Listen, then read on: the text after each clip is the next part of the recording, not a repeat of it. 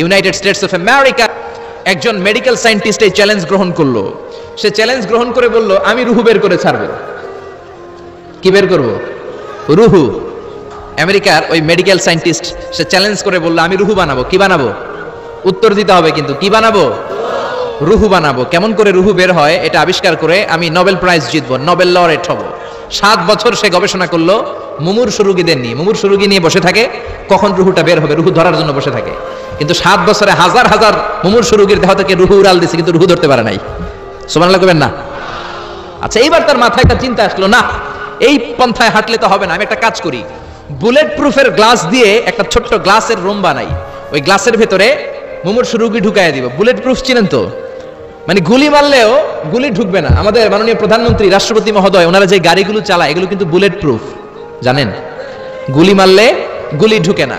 তো উনি bullet proof glass দিয়ে, টেম্পার্ড গ্লাস দিয়ে ছোট্ট একটা রুম বানালেন, কাচের গ্লাস। উনি মনে মনে ভাবলেন, মুমূর্ষু রোগী যদি এই কাচের গ্লাসের ভেতরে ঢুকাই, যেহেতু বুলেট প্রুফ, কিছু ঢুকেও না, বাইরে হয় না, রুহু বাইরে কেমনে দেখি। তো কাচের গ্লাস বানিয়ে তার টিমের সবাইকে বললো, আইসিইউ থেকে একটা মুমূর্ষু রোগীকে ধরে আনো, আজকে আমি রুহু ধরে ছাড়ুম। তো মুমূর্ষু রোগীকে আনা হয়েছে ইন্টেনসিভ কেয়ার ইউনিট থেকে, তাকে কৃত্রিম অক্সিজেন দিয়ে লাইফ সাপোর্টে রাখা হয়েছে। মেডিকেল টিমের প্রধান বলে, এই লোকটারে এই বুলেট প্রুফ গ্লাসের যে ছোট্ট রুম, এটার ভিতরে ঢুকানোর আগে চেক হিজ বিপি, তার বিপি মাপ, ব্লাড প্রেশার মাপ।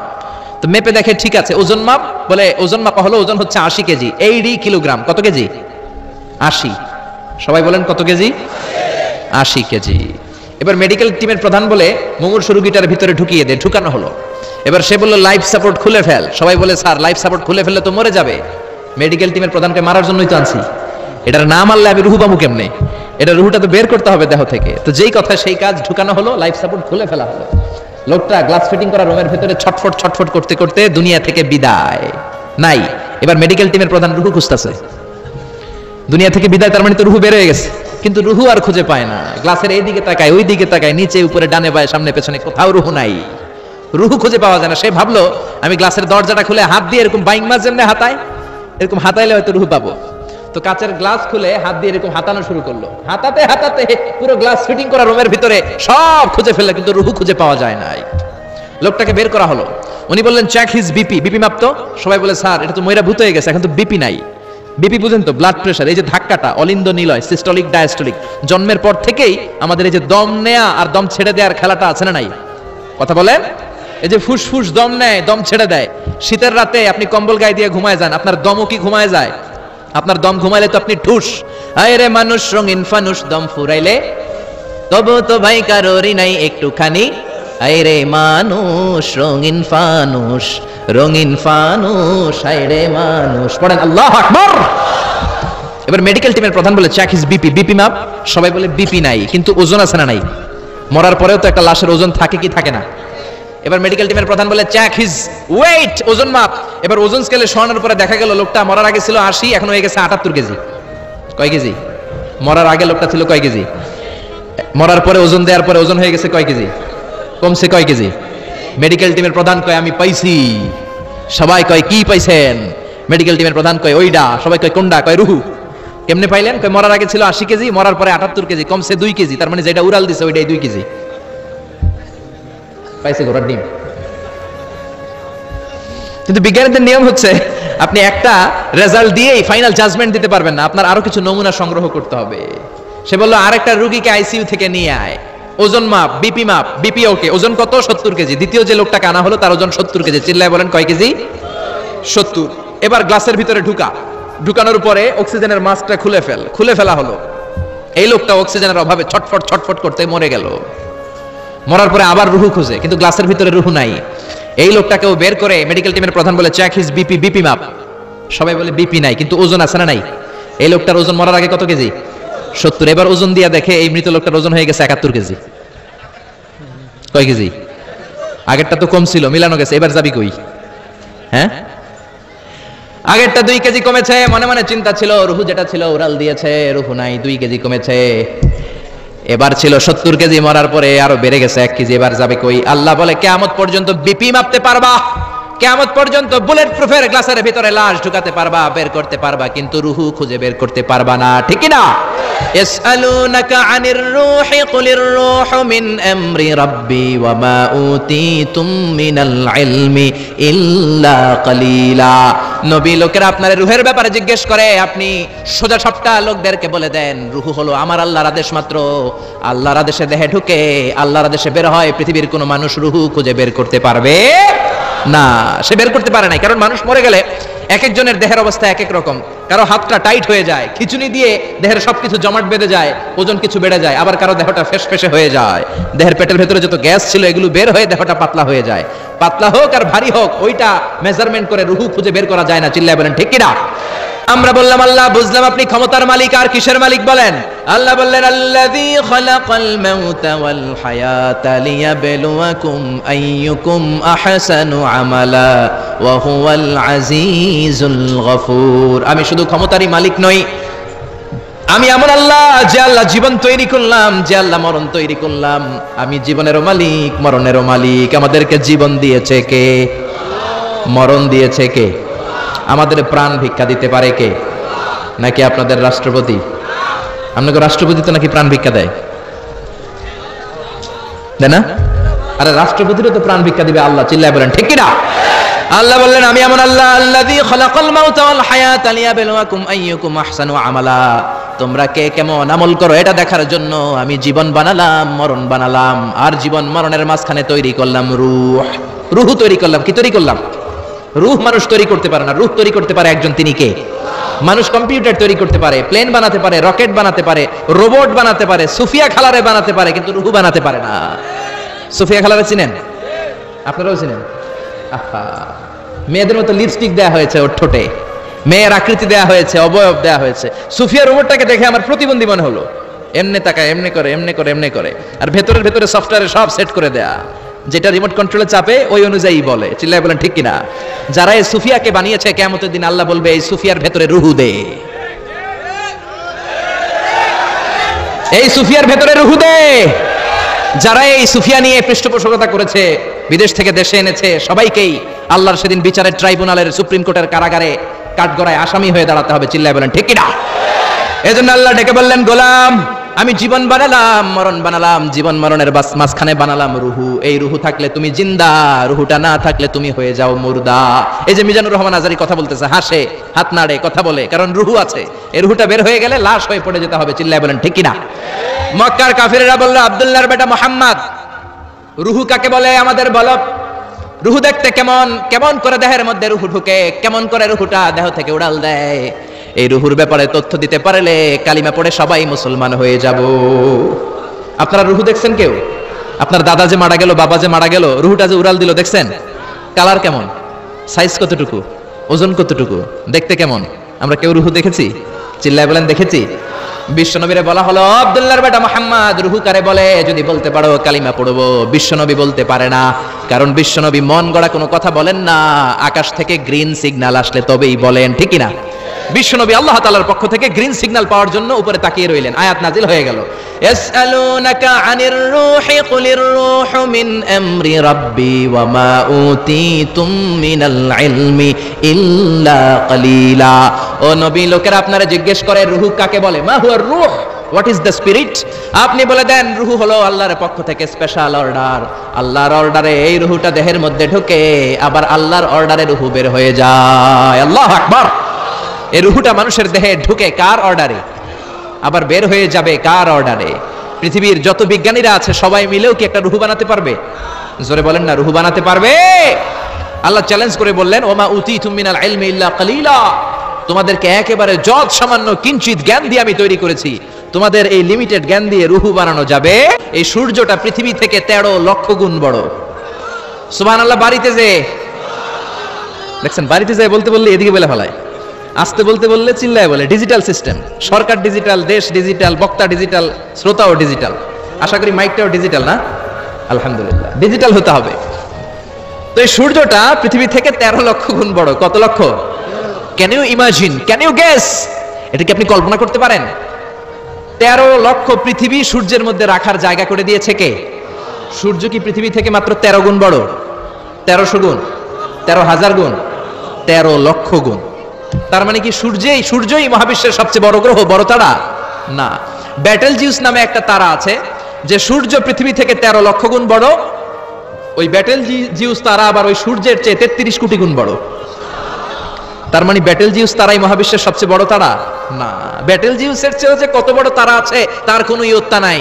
এরকম lakh lakh million billion trillion zillion ফিলিয়ন অক্ট্রিলিয়ন কত অক্ট্রিলিয়ন তারা যে আমাদের গ্যালাক্সি মিল্কি ওয়েতে আছে, ইউনাইটেড স্টেটস অফ আমেরিকার নাসার বিজ্ঞানীরা আজও হদিস করতে পারে নাই। চিল্লায় কোন আল্লাহু আকবার।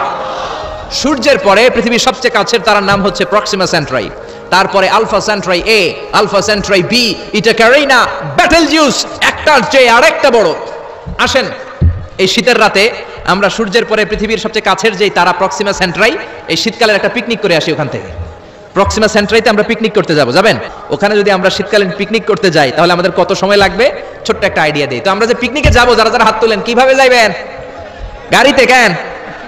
প্লেনে? রকেটে?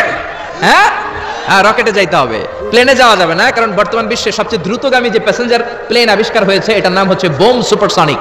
কি নাম? Bomb supersonic. Bomb bomb Afridi না, আবার বোম সুপারসনিক। এটা ঘন্টায় চলে 1300 কিলোমিটার বেগে। এটা দিয়েও যাওয়া যাবে না, কারণ কোনো প্যাসেঞ্জার বিমান দিয়ে এই যে মাধ্যাকর্ষণ শক্তি এটাকে ডিঙানো যায় না। আমাদেরকে যেতে হবে রকেট দিয়ে। কোন রকেট দিয়ে যাব? যে রকেট দিয়ে নীল আর্মস্ট্রং, এডউইন অলড্রিন আর মাইকেল কলিন্স 1969 এ চাঁদে নেমেছিল। ওই রকেটটার নাম হচ্ছে অ্যাপোলো 11। যারা যারা হাত তুলছেন একটু নামটা মুখস্থ রাখেন, অ্যাপোলো 11। তা নাহলে আপনি ঘুরে আসলে লোকেরা জিজ্ঞেস করতে পারে কোন রকেটে গেছিলেন, তখন বলতে হবে না অ্যাপোলো 11 এ গেছিলাম। তো ঠিক আছে, যারা যারা হাত তুললেন তারা আর আমি এখন পৃথিবী থেকে সবচেয়ে কাছের যে তারাটা প্রক্সিমা সেন্ট্রাই তার নাম, ওইখানে পিকনিকে যাব। তো এই যে রকেটটা দিয়ে যাব অ্যাপোলো 11, এটা কত দ্রুত চলে এটা আগে শোনেন। এই অ্যাপোলো 11 সেকেন্ডে চলে 11 কিলোমিটার বেগে, মিনিটে চলে 660 কিলোমিটার বেগে, আর ঘন্টায় চলে 39,000 কিলোমিটার বেগে। সুবহানাল্লাহ, মজা করে কইতে পারলেন না? 39,000 কিলোমিটার বেগে ঘন্টায় চলে। আচ্ছা, বাংলাদেশ থেকে আমেরিকা কত কিলো হবে? 8-10,000 কিলো। তার মানে এই রকেটটা দিয়ে বাংলাদেশ থেকে আমেরিকায় 1 ঘন্টায় 4 বার আসা যাওয়া করা যাবে। সুবহানাল্লাহ পড়েন। তো যারা যারা হাত তুলেছেন, আসেন আমরা এই রকেট দিয়ে পৃথিবীর সবচাইতে কাছের তারা প্রক্সিমা সেন্ট্রাইতে শীতকালের পিকনিকে যাব। কিন্তু যাবেন যে কত সময় লাগবে এটাও তো জানার দরকার আছে না নাই? যেই রকেটটা অ্যাপোলো 11 ঘন্টায় চলে কত হাজার কিলোমিটার বেগে? 39,000 কিলোমিটার বেগে। 39,000 কিলোমিটার বেগে ছোটে এরকম একটা রকেট দিয়ে যদি পৃথিবীর সবচেয়ে কাছের তারায় আমরা পৌঁছতে চাই, আমাদের 1,15,000 বছর লেগে যাবে। Can you imagine? আপনি কল্পনা করতে পারেন যে রকেটটা ঘন্টায় ছুটবে আপনাকে নিয়ে 39,000 কিলোমিটার বেগে, ওই রকেটটা দিয়ে পৃথিবীর সবচেয়ে কাছের যে তারাটা ওইটাতে পৌঁছতে আমাদের 1,15,000 বছর লেগে যাবে। তার মানে আল্লাহ যদি বলে যা আজহারি কি আর করবি, তোর যখন এত শখ হয়েছে, যারা যারা হাত তুলছে তোরে আর ওদেরকে আমি 1,15,000 বছর হায়াত দিয়ে দিলাম। তা আমরা যদি যাইতে শুরু করি, বাকি যারা হাত তোলে নাই এরা মরে ভূত হয়ে যাবে। শুধু এরা না, এদের নাতিপুতিও মরে শেষ, আমাদের নাতিপুতিও শেষ। সবাই মরতে মরতে মরতে মরতে 6,000 প্রজন্ম, 6,000 জেনারেশন যখন মরে ভূত হয়ে যাবে, তখন আমাদের ওই তারার মধ্যে নামার সময় হবে। সুবহানাল্লাহ কইবেন না? গ্রিক সভ্যতার সময়কালে গ্রিকদের একটা সভ্যতা আছে, নাম শুনছেন না? গ্রিক সভ্যতা, মিশরীয় সভ্যতা, মেসোপটেমিয়াম সভ্যতা, ইনকা সভ্যতা, মহেঞ্জোদারো সভ্যতা, চিচেন ইৎজা সভ্যতা। তো এই যে গ্রিক সভ্যতার সময়কালে কেউ যদি এই প্রক্সিমা সেন্ট্রাইতে এই রকেটটা দিয়ে যাওয়া শুরু করতো, তাহলে 2018 সালে তাদের পুরো সফরের মাত্র 4% কমপ্লিট হতো। 96% ট্যুর তখনও বাকি থেকে যেত। চিল্লায় পড়েন আল্লাহু আকবার। ওই আল্লাহ ডেকে বললেন, গোলাম ওয়ালাকাদ যায়্যানাস সামাআদ দুনিয়া বিমাসাবিহা ওয়া জাআলনাহা রুজুমান লিশ-শায়াতিন। এরকম বিশাল বিশাল তারকারাজি দিয়ে, তারা দিয়ে প্রথম আকাশটাকে আমি আল্লাহ সুশোভিত করে দিয়েছি। পড়েন সুবহানাল্লাহ। তো এরকম তারা কি মহাশূন্যে শুধু একটা আছে? কত হাজার আছে কেউ জানে না। চিল্লায় বলেন ঠিক কিনা? সূরাতুল মুলক অনেক লম্বা, তো আমি হাইলাইটেড জায়গাগুলো নিয়ে আপনাদের সাথে কথা বলি। এরপরে রাব্বুল আলামিন প্রথম রুকুর শেষের দিকে বললেন, ওয়া আসিররু কাওলাকুম আও ইজহারু বিহি ইন্নাহু আলিমুম বিযাতিস সুদূর। ও গোলাম, তোমরা আস্তে কোনো কথা বলো, প্রকাশ্যে বলো কিংবা গোপনে বলো, কেউ শোনে না শোনে কে? চিল্লায় বলেন, কেউ যেটা দেখে না দেখে কে? কেউ যেটা শোনে না শোনে কে? দুনিয়ার সবার চোখ আপনি ফাঁকি দিতে পারবেন, আমার আল্লাহর চোখ ফাঁকি দেয়া যাবে নাকি? আচ্ছা বলেন তো, পুলিশের চোখ ফাঁকি দেয়া যায় কি যায় না? র্যাবের চোখ, বিমানবন্দরে কাস্টমস অফিসারের চোখ, দুর্নীতি দমন কমিশনের অফিসারের চোখ, পরীক্ষার হলে ম্যাজিস্ট্রেটের চোখ, কিন্তু আমার আল্লাহর চোখ ফাঁকি দেয়া যায়? আপনি রাত্রিবেলা দরজা বন্ধ করে জানলা আটকে দিয়ে বাতি বন্ধ করে পাপ করেছেন, অন্যায় করেছেন, কেউ দেখে নাই, দেখেছে কে? এরপরে আল্লাহ বললেন আওয়ালাম ইয়ারাউ ইলা তাইরি ফাওকাহুম সাফাতিন ওয়া ইয়াকবিদনা মা ইউমসিকুহুন্না ইল্লার রাহমান ইন্নাহু বিকুল্লি শাইইন বাসীর। আল্লাহ ডেকে বললেন, গোলাম ওরা কি পাখির দিকে তাকায় না? আওয়ালাম ইয়ারাউ ইলা তাইর, ওরা কি পাখির দিকে নজর করে না? ফাওকাহুম সাফাতিন ওয়া ইয়াকবিদ, যেই পাখিগুলো ওদের মাথার উপর দিয়ে উড়ে বেড়ায়, যেই পাখিগুলো ওদের মাথার উপরে ডানাগুলো মেলে দেয়, আবার ডানাগুলো ঝাপটে জমিনের মধ্যে নেমে আসে, ওরা কি পাখির দিকে তাকায় না? কেউ যদি পাখি নিয়ে গবেষণা করে সে নাস্তিক হতে পারে। আপনি যদি পাখি নিয়ে রিসার্চ করেন আপনি নাস্তিক হতে পারবেন না। এজন্য আল্লাহ তাআলা পবিত্র আল কোরআন আল কারীমের অনেক জায়গায় পাখির কথা বললেন, পাখি দিয়ে আল্লাহ দৃষ্টান্ত দিলেন। সুলাইমান আলাইহিস সালামকে আল্লাহ তাআলা একটা স্পেশাল পাখি দিলেন, ওটার নাম হচ্ছে হুদহুদ।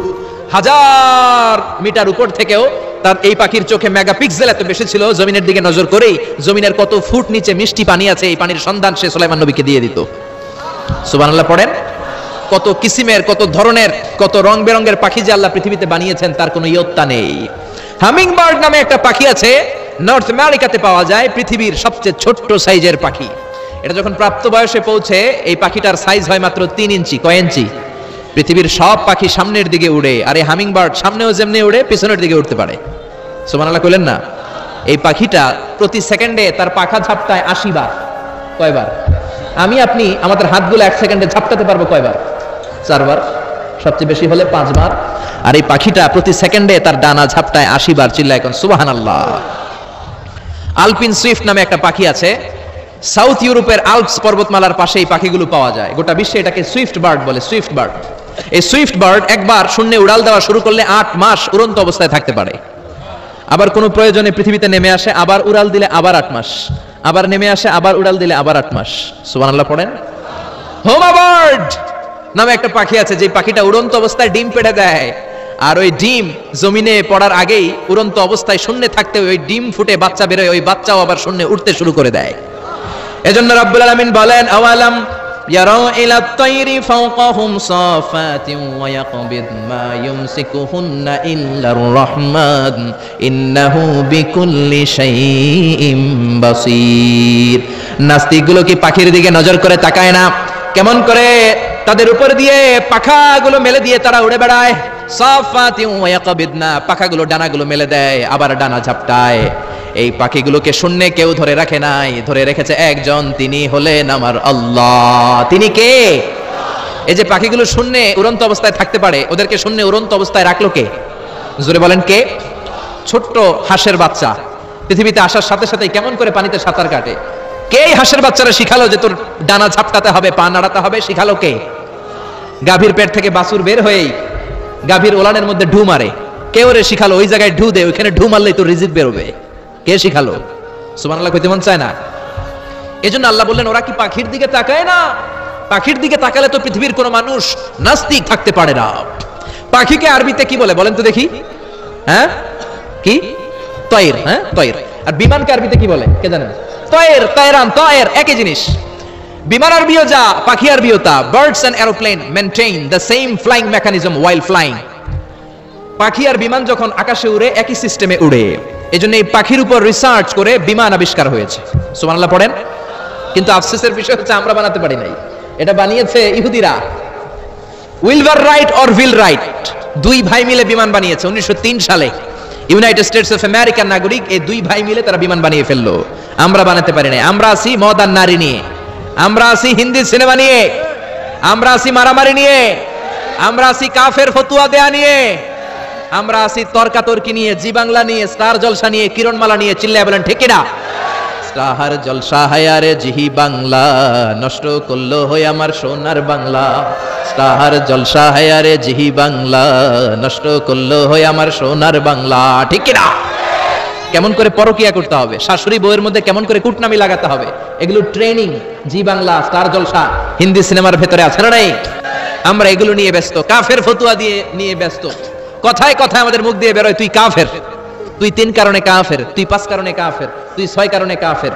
এই কাফের মরলে এই কাফেরকে যেখানে কবর দেয়া হবে ওই কবরের উপর যে ঘাস উঠবে, ওই ঘাস যে গাভী খাবে, ওই গাভীর দুধ যে খাবে ওইটাও কাফের। এরকম ফতোয়া আছে না নাই? তো আমরা এই ফতোয়াবাজি নিয়ে ব্যস্ত।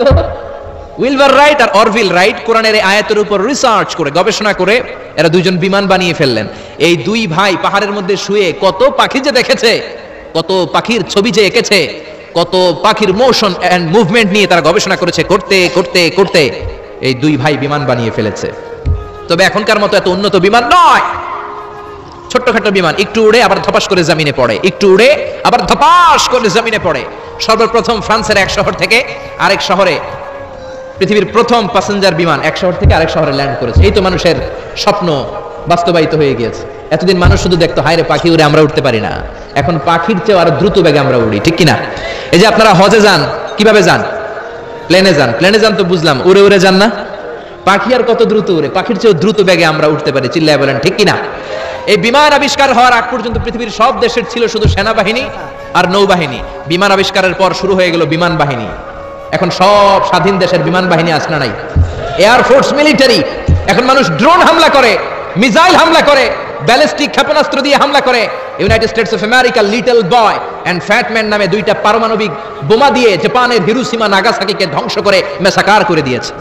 এমন ভাবে ধ্বংস করেছে, তারপরে কয়েক প্রজন্ম যারাই জন্ম নিত জাপানের হিরোশিমা নাগাসাকিতে বিকলাঙ্গ হয়ে জন্মাতো। হয় হাত নাই, নয় পা নাই, নয় চোখ নাই, নয় ঠ্যাং নাই, চিল্লায় বলেন ঠিক কিনা?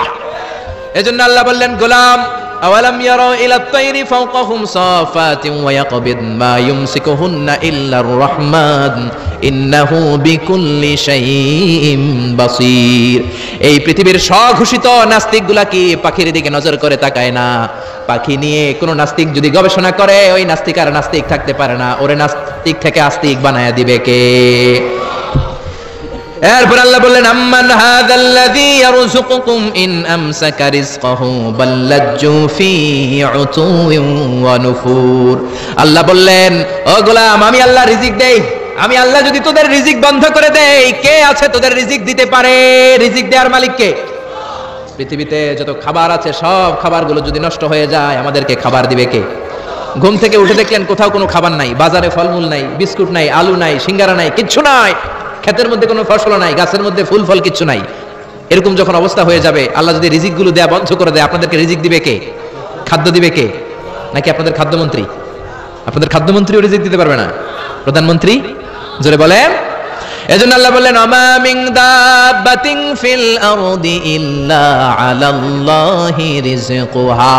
এই জমিনের মধ্যে যত ধরনের প্রাণী আছে, মাছ আছে, পশু আছে, সব প্রাণীগুলাকে, মানুষগুলাকে রিজিক দেয় কে?